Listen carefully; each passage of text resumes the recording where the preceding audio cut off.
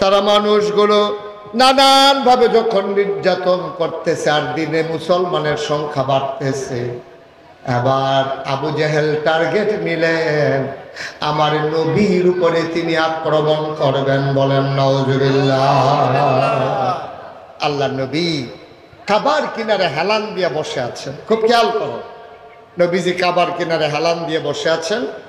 এমন সময় এই আবু জেহেল আইসা নবীজির সাথে দাঁড়াইছে।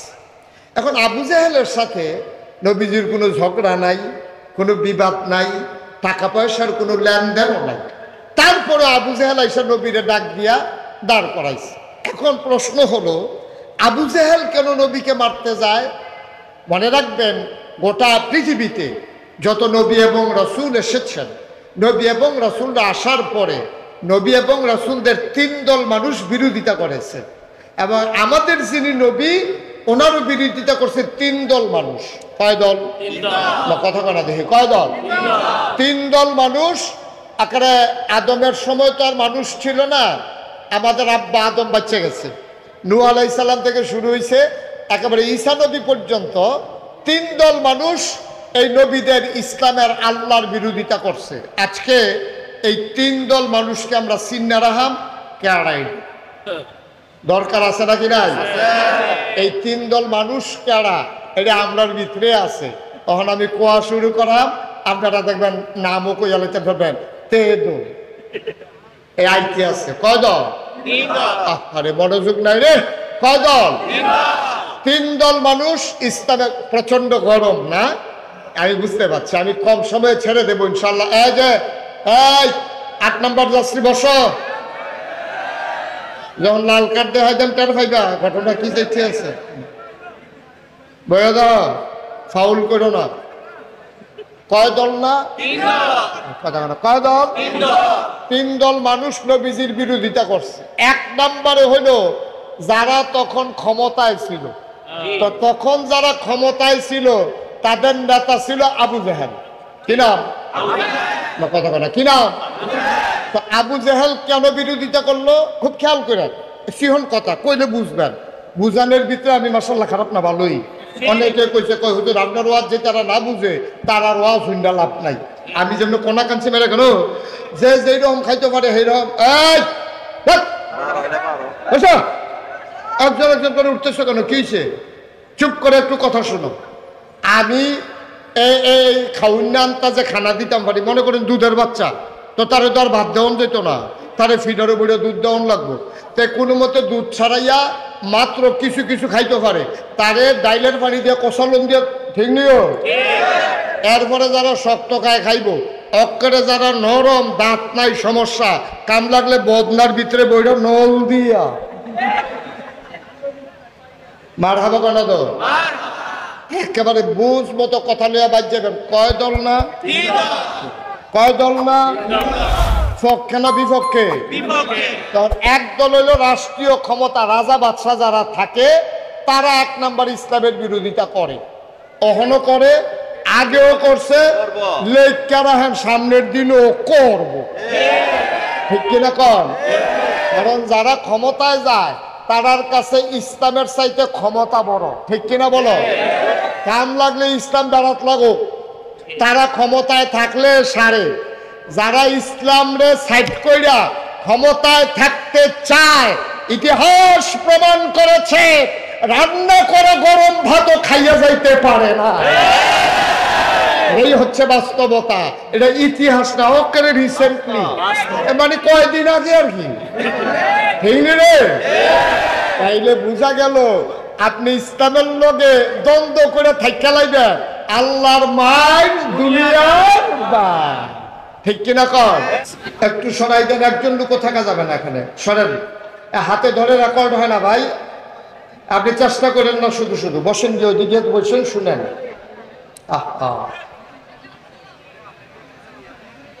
আপনি এইভাবে ধরে রেকর্ড করতে পারবেন?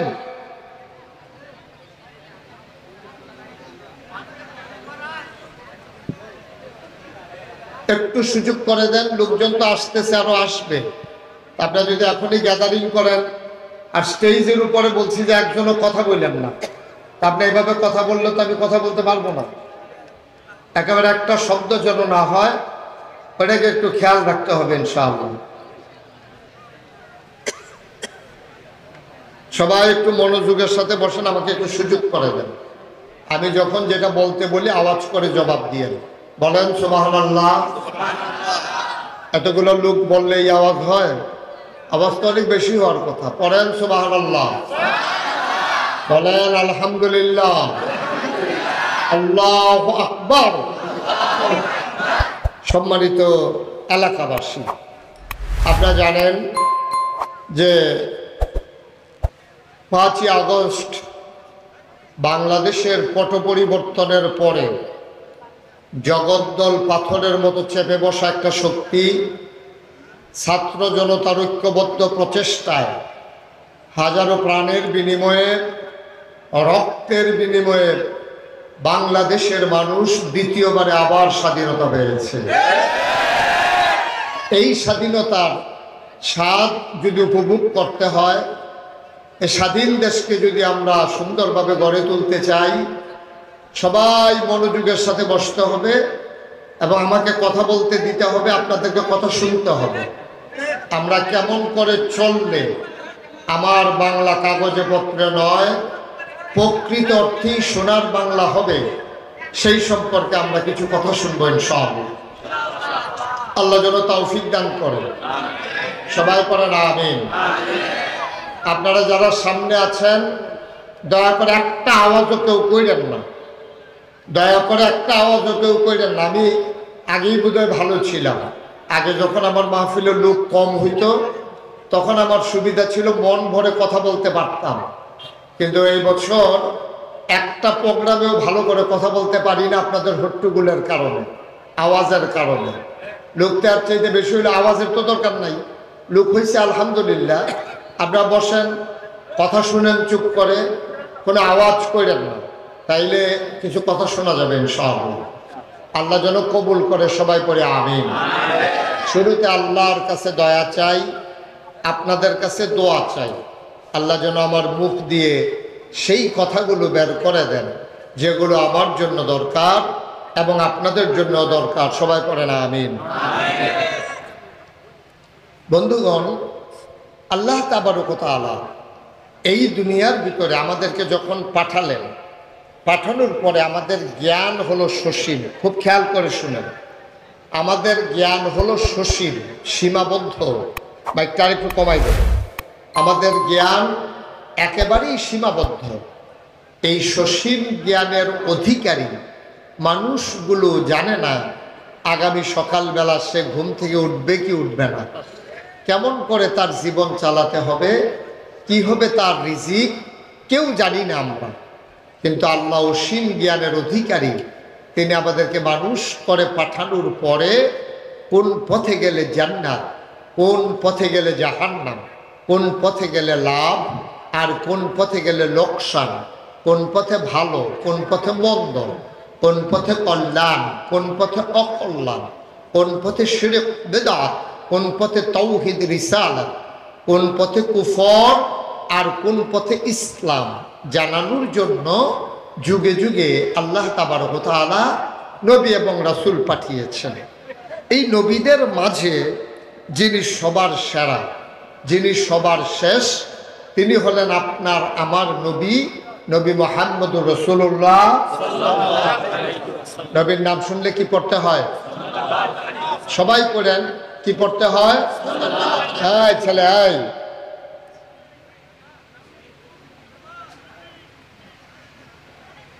নবীর নাম শুনলে কি পড়তে হয়? দুই এক না বারবার, দুই একদিন না প্রতিদিন, দুই এক সপ্তাহ না প্রতি সপ্তাহ, দুই এক মাস না 12 মাস, দুই এক বছর না সারা জীবন আমরা পড়ব সাল্লাল্লাহু আলাইহি ওয়াসাল্লাম। ও মুসলমান,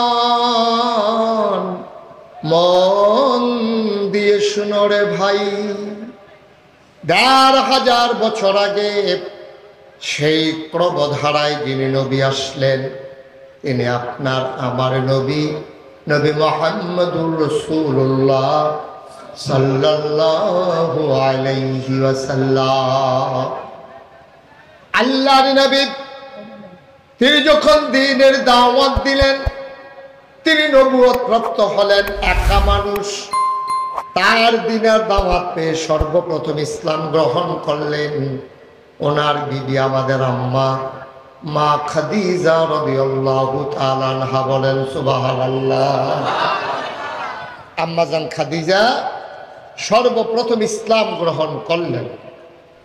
ক্রমধারায় এই মুসলমানের সংখ্যা আস্তে আস্তে আস্তে আস্তে আস্তে আস্তে বাড়তে শুরু করলো। হযরত আবু বকর সিদ্দিক, হযরত আলী রাদিয়াল্লাহু তাআলা আনহু, সুমাইয়া রাদিয়াল্লাহু তাআলা আনহা, হযরত খাব্বাব রাদিয়াল্লাহু তাআলা আনহু, এমন করে দলে দলে মুসলমানের সংখ্যা বাড়তে শুরু করলো। বলেন সুবহানাল্লাহ। কাফেররা নবী যখন দাওয়াত দিলেন লা ইলাহা ইল্লাল্লাহ, সবাই পড়েন লা ইলাহা ইল্লাল্লাহ, নবী দাওয়াত দেওয়ার পরে কাফেররা কি খুশি না বেজার? কথা কোন, খুশি না বেজার? সাংঘাতিক বেজার। কাফেররা এই লা ইলাহা ইল্লাল্লাহর অর্থ বুঝতো, এই বুঝার কারণে তারা সাংঘাতিক বেজার হলো। আরেকটা কথা মনে রাখার বিষয় হলো যে নেন ভাই, আপনি আসেন, এসে ওয়াজ করেন। আপনি 3 বার ডাক দিছি আপনারে, কয়বার বলা যায় একটা কথা? এটাকে ওয়াজের পরিবেশ রাখছেন আপনারা?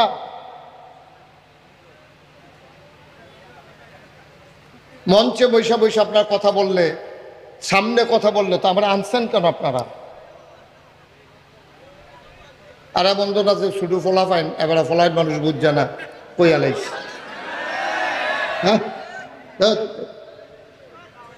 15-20 মিনিট চলে গেল, আমি একটা পরিবেশই করতে পারলাম না আপনাদের জন্য। প্রচন্ড গরমের মাঝে কত দূর থেকে লোক আসছে, এক একজন মানুষের অবস্থা কি গরমে। আপনি 1000 টাকা দিয়ে একজন লোককে বসায় রাখতে পারবেন? কোরআনের মহব্বতে মানুষগুলো আসছে, আর আপনারা যদি সুযোগ না দেন তাইলে কি দরকার ছিল মাহফিল করার? পড়েন আলহামদুলিল্লাহ। 3 পতন নিস্তব্ধতার মাঝে কথা হবে, আর আমার কলিজার টুকরারা আমি যখন যেটা বলবো আওয়াজ করে জবাব দেবা ইনশাআল্লাহ। মঞ্চে যারা আছেন সবাই জবাব দিয়েন, অমনোযোগী হইয়েন না, এদিক সেদিক তাকাইয়েন না। বলেন সুবহানাল্লাহ, বলেন আলহামদুলিল্লাহ, আল্লাহু আকবার, সবাই পড়া আমিন।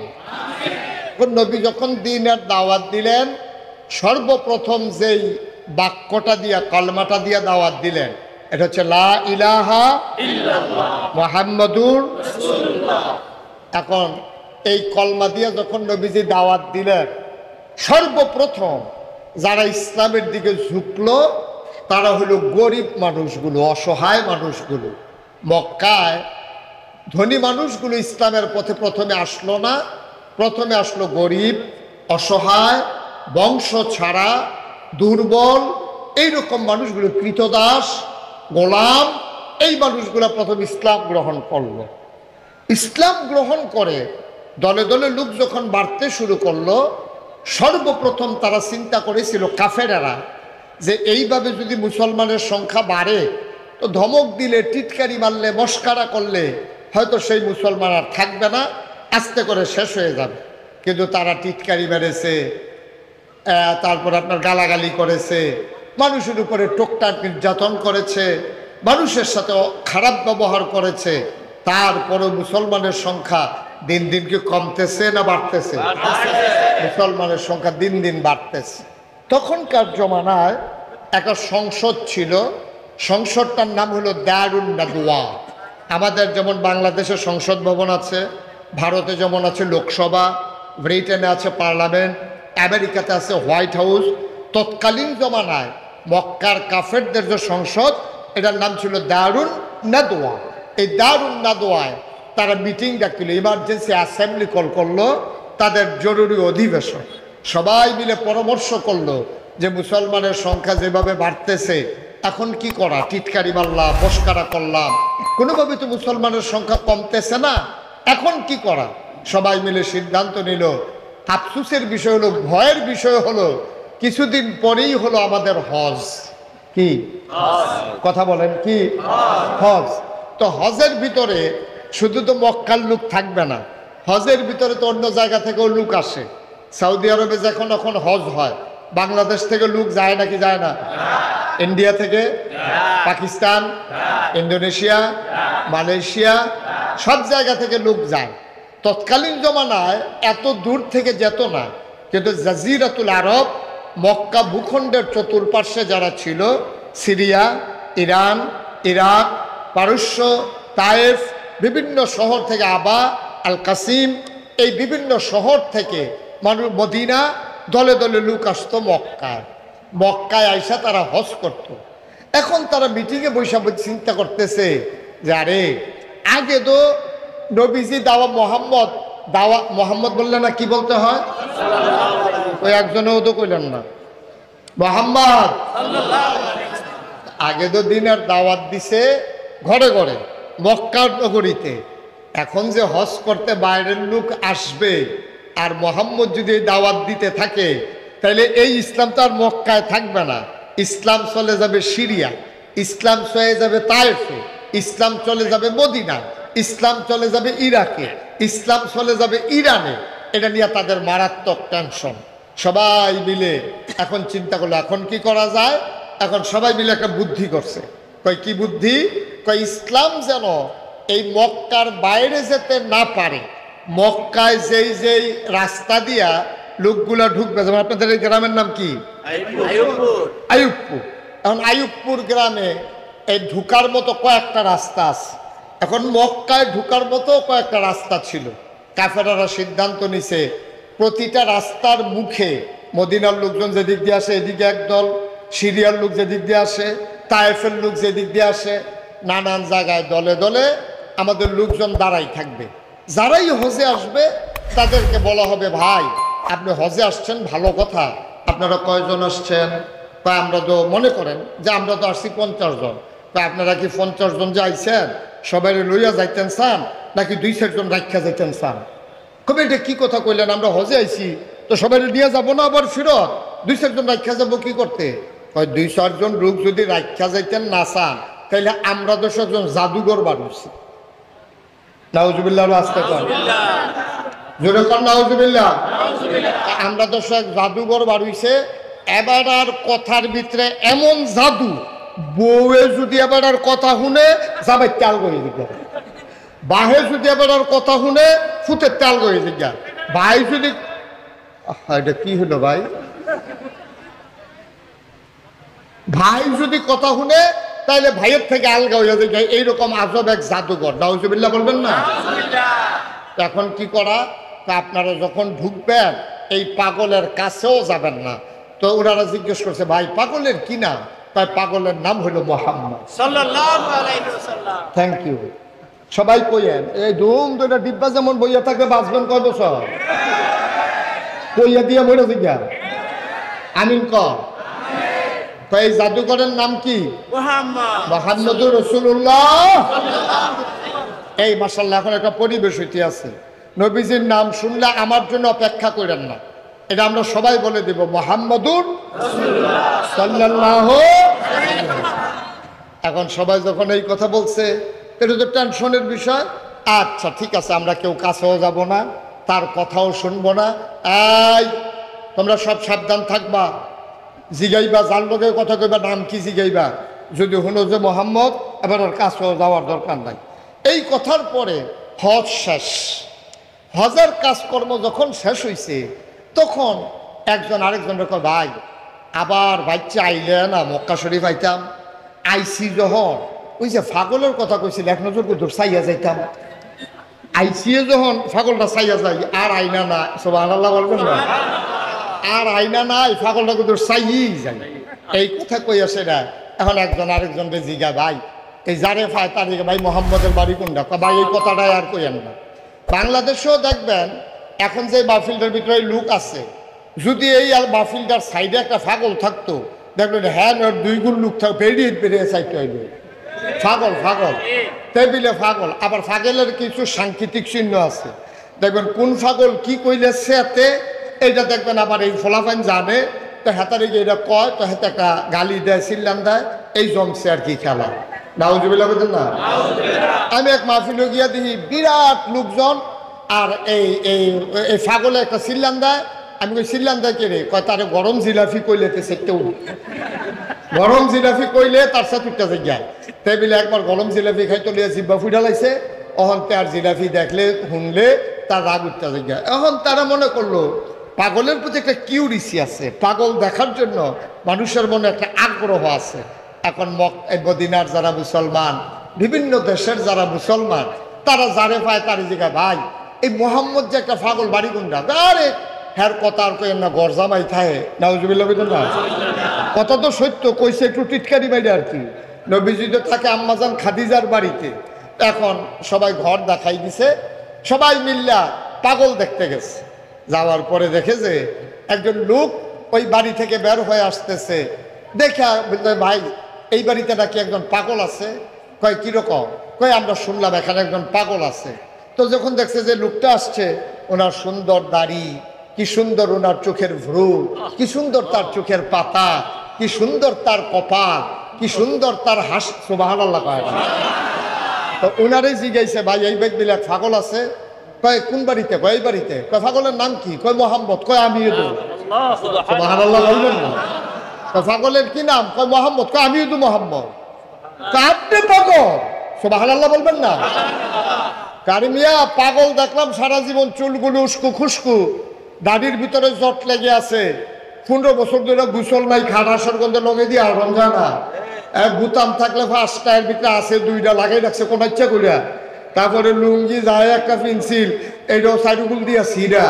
এই কারবার হলো পাগলের। লোক বড় বড় মুসের কারণে ঠুট দেখা যায় না, আর আপনি পাগল। এখন সবাই মিল্লা কইতে আছে আপনি যদি পাগল হন তাহলে আমরা যারা আপনারা দেখতাম আইছি আমরাও পাগল। সুবহানাল্লাহ কইতেন না। নবীজি ডাক দিয়া কই পাগলামি যেমন তেমন পাগলামি না, এটা ইচ্ছা করলে হয়ে যাওয়া যায় না। যার আলাদা বুঝা টুজ্জা আইয়েন। এই পাগল হইতে হলে প্রথমে যে কলমা পড়তে হবে লা ইলাহা মুহাম্মাদুর। এখন সব মিল্লা গেছে আলগা জায়গা গিয়া সেরকম ভাই এখন তো লোকটারে দেখলাম যে তো পাগল মনে হয় না। অনুযায়ী কথাগুলো আমরা কি সবাই একমত? তো সবাই মিল্লা একমত হয়েছে। আমরা সবাই একমত আছি, আমরা রাজি আছি, কোনো টেনশন নাই। সবাই মিল্লা আবার নবীজির কাছে আসছে, আইসা বলতেছে ইয়া রাসূলুল্লাহ, ইয়া হাবিব আল্লাহ। সুবহানাল্লাহ বলবেন না। ও আল্লাহর নবী হাতটা বাড়িয়ে দেন দেখি। আল্লাহর নবী হাত মোবারক বাড়িয়ে দিলেন। মানুষগুলো নবীর হাতে হাত রাখলেন। সবাই মিলে নবীর দিকে তাকায় কয় আপনার মতো সুন্দর মানুষ যদি পাগল হয়, এত সুন্দর চেহারা, এত সুন্দর যার কথা, এত সুন্দর যার হাসি, গায়ের ভিতরে জান্নাতি গন্ধ, সুবহানাল্লাহ কয় না, এই মানুষটা যদি পাগল হয় আপনি হাতটা বাড়াইয়া কলেমা পড়াইয়া আমাদেরকেও পাগল বানাই দেয়। নবীজির সাথে সাথে পড়াই দিলেন লা ইলাহা ইল্লাল্লাহু মুহাম্মাদুর রাসূলুল্লাহ। মহব্বতের সাথে পড়েন লা ইলাহা ইল্লাল্লাহ, লা ইলাহা ইল্লাল্লাহ, লা ইলাহা। চিনি দেওয়া, চিনি সারা বলছিলাম, চিনি দেওয়া। জোরে জোরে লা ইলাহা, আরো জোরে লা ইলাহা, লা ইলাহা, লা ইলাহা, মাশাআল্লাহ লা ইলাহা। আসমান জমিন গায়রুল্লাহ, পাহাড় পর্বত গায়রুল্লাহ। আসমান জমিন গায়রুল্লাহ, পাহাড় পর্বত গায়রুল্লাহ। শুধু তুমি মাবুদ এক আল্লাহ, লা ইলাহা ইল্লাল্লাহ, লা ইলাহা লা ইলাহা লা ইলাহা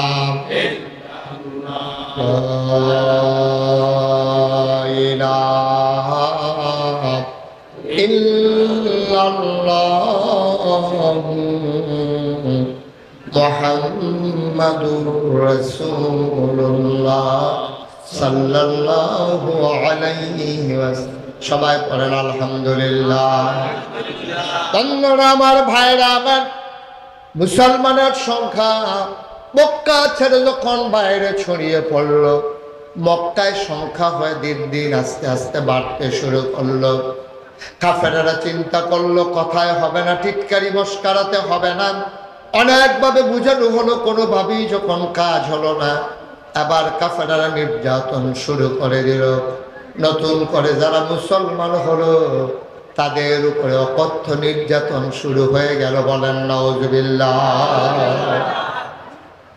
হযরত খাব্বাব রাদিয়াল্লাহু তাআলা আনহু ইসলামের একজন নির্যাতন সহ্যকারী প্রথম দিকের মুসলমান, আমিরুল মুমিনিন, খলিফাতুল মুসলিমিন হযরত ওমর যখন ক্ষমতার মসনদে আরোহী, তিনি মাঝে মাঝে সাহাবাদেরকে ডেকে বলতেন, আমাকে নসিহত করেন, আমি যেন ভালো থাকতে পারি, আমি যেন খারাপ হয়ে না যাই। দেখেন কত বড় কথা। ইসলামের দ্বিতীয় খলিফা, জান্নাতের সুসংবাদ প্রাপ্ত দ্বিতীয় মানুষ, আমিরুল মুমিনিন খলিফাতুল মুসলিমিন হযরত ওমর রাদিয়াল্লাহু তাআলা আনহু, যার ব্যাপারে নবী বলেছেন, আনা খাতামুন নাবিয়্যিন লা নাবিয়্যা বা'দি, আমি হলাম সর্বশেষ নবী, আমার পরে আর নবী নাই। বলেন সুবহানাল্লাহ। এত বড় মানুষটা দুনিয়ায় থাকতে জান্নাতের যিনি সুসংবাদ পেয়েছেন 10 জন মানুষ, তার ভিতরে দ্বিতীয় মানুষ হযরত ওমর। ওমর একদিন খাব্বাব রাদিয়াল্লাহু তাআলা আনহুকে মসজিদে নববীতে ডেকে পাঠালেন। উনি আসলেন, হযরত ওমর বলে, আপনি পাঞ্জাবিটা একটু খুলেন দেখি। ওমর জানতেন ওনার পিঠের কি অবস্থা। পাঞ্জাবিটা খুলে দেওয়া হলো। উনি বললেন, আমার দিকে একটু ঘুরে বসেন। হযরত খাব্বাব রাদিয়াল্লাহু তাআলা আনহু ওমরের দিকে ঘুরে বসলেন। তিনি তাকায়া দেখলেন পিঠের ভিতরে এরকম পোড়া পোড়া ছোট ছোট গর্ত দেখা যায়। ওমর হাত আর চোখের পানি ছেড়ে দিও ঝরে কান্দে।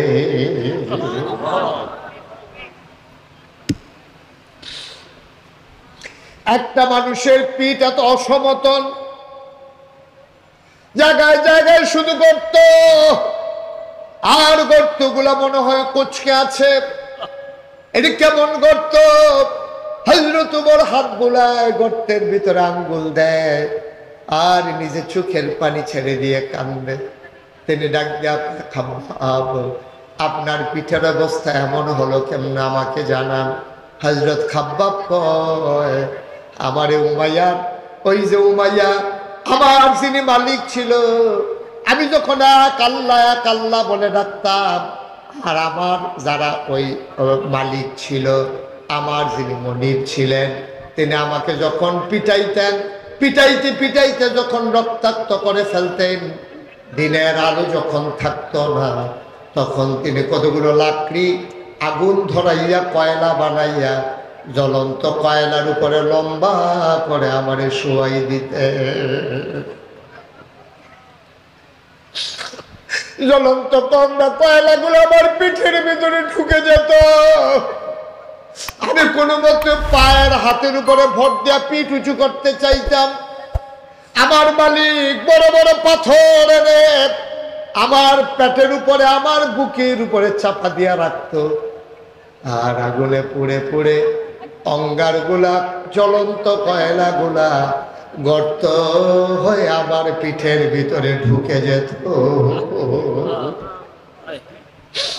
এই সেই গোপরা দাগ। এভাবে আমি নির্যাতন সয়েছি। ওমর রাদিয়াল্লাহু তাআলা আনহু হাউমাউ করে কাঁদতেন। ওরা বেলালের উপরে আক্রমণ করলো, খাব্বাবের উপরে আক্রমণ করলো। তারা মানুষগুলো নানানভাবে যখন নির্যাতন করতেছে আর দিনে মুসলমানের সংখ্যা বাড়তেছে, এবার আবু জেহেল টার্গেট নিলেন আমার নবীর উপরে তিনি আক্রমণ করবেন। বলেন নাউজুবিল্লাহ। আল্লাহ নবী কাবার কিনারে হেলান দিয়ে বসে আছেন। খুব খেয়াল করো, নবীজি কাবার কিনারে হেলান দিয়ে বসে আছেন। এমন সময় এই আবু জেহেল আইসা নবীজির সাথে দাঁড়াইছে। এখন আবু জেহেলের সাথে নবীজির কোনো ঝগড়া নাই, কোনো বিবাদ নাই, টাকা পয়সার কোনো লেনদেনও নাই। তারপরে আবু জেহেল আইসা নবীরে ডাক দিয়া দাঁড় করাইছে। এখন প্রশ্ন হলো, আবু জেহেল কেন নবীকে মারতে যায়? মনে রাখবেন, গোটা পৃথিবীতে যত নবী এবং রসুল এসেছেন, নবী এবং রসুলরা আসার পরে নবী এবং রসুলদের 3 দল মানুষ বিরোধিতা করেছে, এবং আমাদের যিনি নবী ওনারও বিরোধিতা করছে 3 দল মানুষ। কয় দল? কথা কয় না দেখি, কয় দল? 3 দল মানুষ।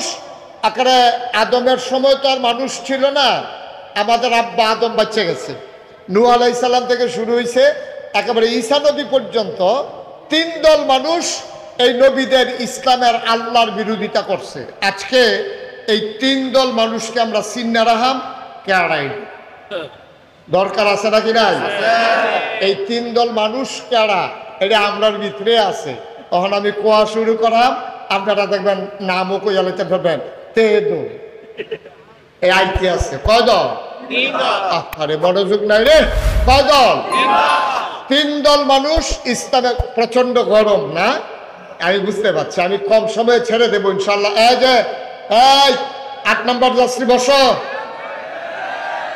যখন লাল কার্ড দেওয়া হয় দেন টের পাইবা ঘটনা কি দেখতে আছে। বয়া দাও, ফাউল করো না। কয় দল না? কয় দল? 3 দল মানুষ নবীজির বিরোধিতা করছে।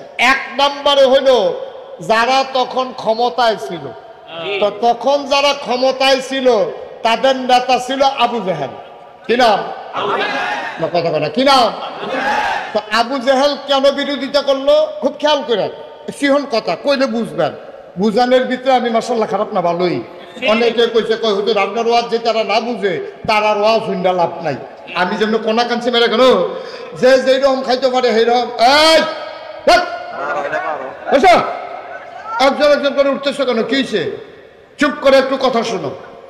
আমি এই খাউন্না আনতা যে খানা দিতাম পারি, মনে করেন দুধের বাচ্চা, তো তারে তো আর ভাত দেওয়ান যেত না, তারে ফিডারে বইরে দুধ দেওয়ান লাগবো। তাই কোনো মতে দুধ ছাড়াইয়া মাত্র কিছু কিছু খাইতে পারে, তারে ডাইলের পানি দিয়ে কষালন দিয়ে, ঠিক নিও। এরপরে যারা শক্ত খায় খাইব, অক্করে যারা নরম, দাঁত নাই, সমস্যা, কাম লাগলে বদনার ভিতরে বইরা নল দিয়া মার হাবা কেন তো একেবারে বুঝ মতো কথা লইয়া বাজ যাবেন। কয় দল না? কয় দল না? পক্ষে না বিপক্ষে? তখন এক দল হইল রাষ্ট্রীয় ক্ষমতা, রাজা বাদশাহ যারা থাকে তারা 1 নম্বর ইসলামের বিরোধিতা করে, অহনো করে, আগেও করছে, লেখারাহেন সামনের দিনও করব। ঠিক কিনা কন? কারণ যারা ক্ষমতায় যায় তারার কাছে ইসলামের চাইতে ক্ষমতা বড়। ঠিক কিনা বলো? কাম লাগলে ইসলাম দাঁড়াত লাগুক, তারা ক্ষমতায় থাকলে সারে। যারা ইসলাম রে সাইড কইরা ক্ষমতায় থাকতে চায়, ইতিহাস প্রমাণ করেছে রান্না করে গরম ভাতও খাইয়া যাইতে পারে না। এই হচ্ছে বাস্তবতা, এটা ইতিহাস না, ওকে রিসেন্টলি, মানে কয়দিন আগে আর কি। ঠিক রে? তাইলে বোঝা গেল আপনি ইসলামের লগে দ্বন্দ্ব করে থাইকা লাইবেন, আল্লাহর মাইন দুনিয়ার বা। ঠিক কিনা কর?